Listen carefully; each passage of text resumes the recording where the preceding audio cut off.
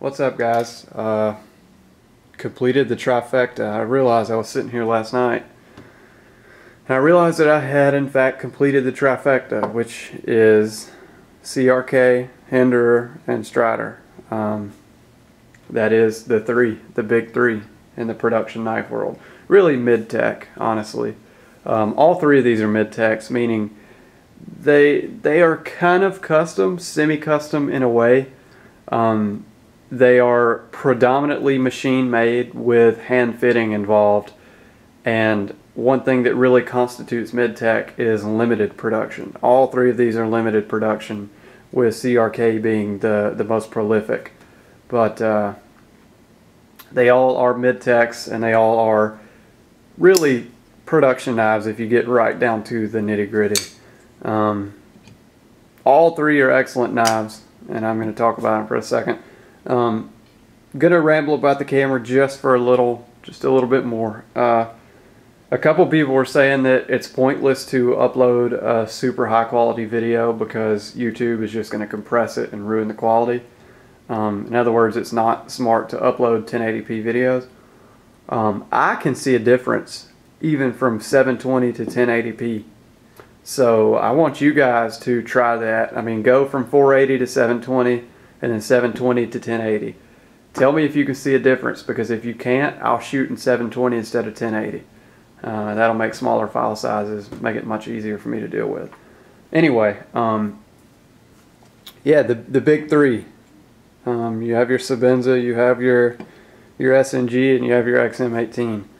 A lot of people ask which should you get first, or which is the best. There is no best to me. They're three totally different knives. These two being more similar than this with anything else. These two are really overbuilt, strong, beefy knives.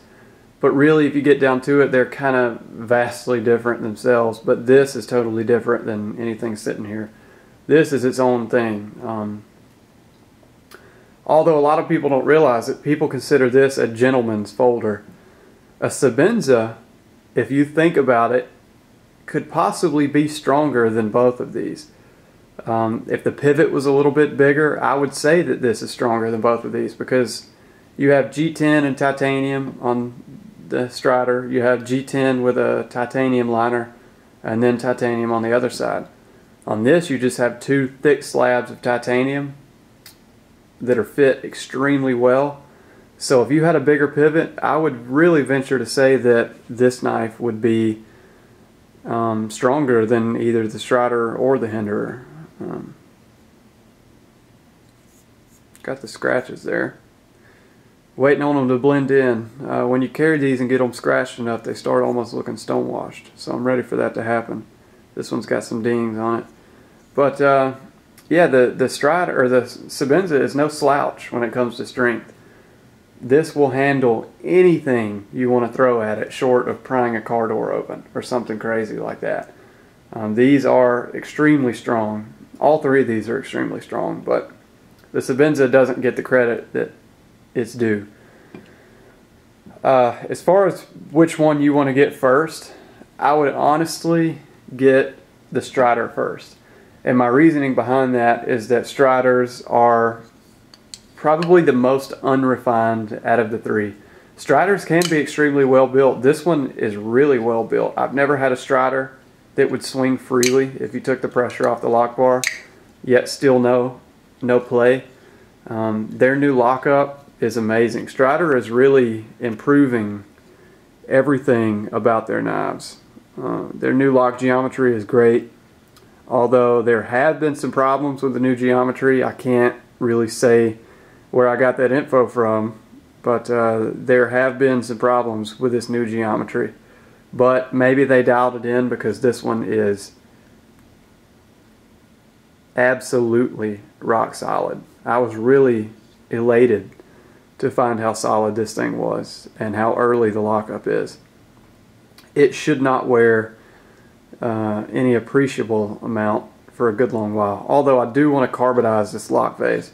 Probably going to bite the bullet and invest in a carbonizer pretty soon, because I would like to carbonize the lock face. I love how I can get up close on these knives now. Never been able to do this before.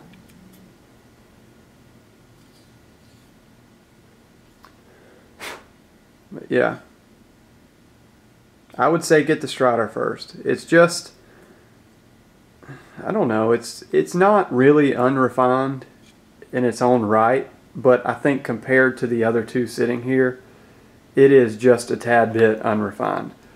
Striders are leaps and bounds ahead of most production knives that you're going to buy, but compared to these two, they are fairly unrefined. They're still extremely well built though. Striders, honestly, when I sold mine, I didn't care. But when I got this in hand, I realized how much I miss Striders. These three are all so different that you really need to own all three, and you will appreciate all three. When I sold my Striders, like I said, I didn't miss them at all. Got the Hinderers, fell in love with the CRKs. Picked this up and fell in love with it all over again. In my eyes, all three are mutually exclusive, and they're all worth having. But I would buy the Strider first, and the reason behind that is just that if you like this, you're going to really, really like these two in my eyes, because they are a little bit more polished, a little bit more refined, and I don't know, they're just neat knives in their own right. Another reason I would go with Strider first is because it's easy to use them. I know this sounds weird, but just because they are a little bit less refined, it's easier to use these knives right off the bat when you get them. And that will kind of segue you into using the more expensive knives or higher end knives. I don't really want to say higher end. The prettier knives, let's say. If you can use this and beat on it, then picking up a Hinderer or CRK and using that hard would be really no issue either. I don't know why I'm giving this so much airtime.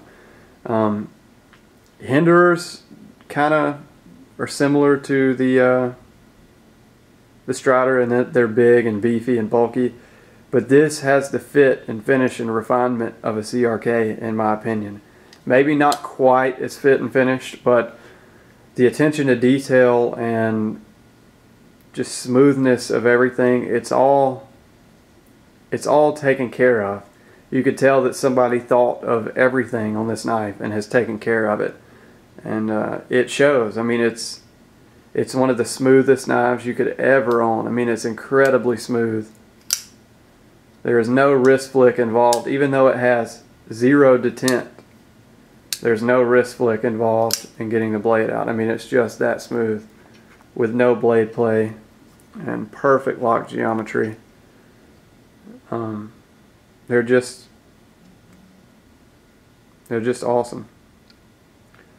So if you can own the Trifecta, I say go for it. If you have to stop buying production knives, the lower end stuff for a while, I say do it, because all three of these aren't just hype. There's a reason people love them as much as they do, and it's not just hype.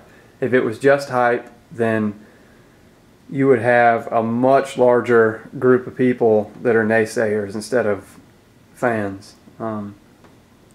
Plus, I don't lie. I mean, I had no agenda here at the J. Davis 882 project. Another nothing fancy reference, but I have no agenda here. If something sucks, then I'll tell you, and you know from my past videos that that's true. All three of these are not just built on hype. People cite the whole Mickey Ray Burger thing with the Strider. I don't care that he lied about his past.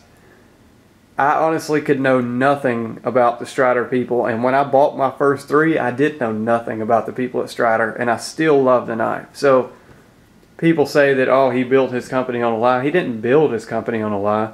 I'm sure the majority of people that buy Striders know absolutely nothing about them. So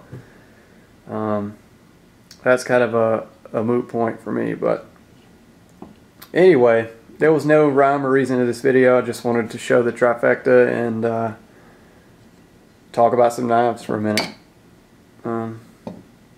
Do the cliche bang knives up against each other on camera. Anyway, guys, let me know what you think. Let me know what you would buy first if you had the choice. Which would you buy first? I'm curious to hear your thoughts on that. See if it jives with mine. Anyway, thanks for watching, guys, and I'll see you next time.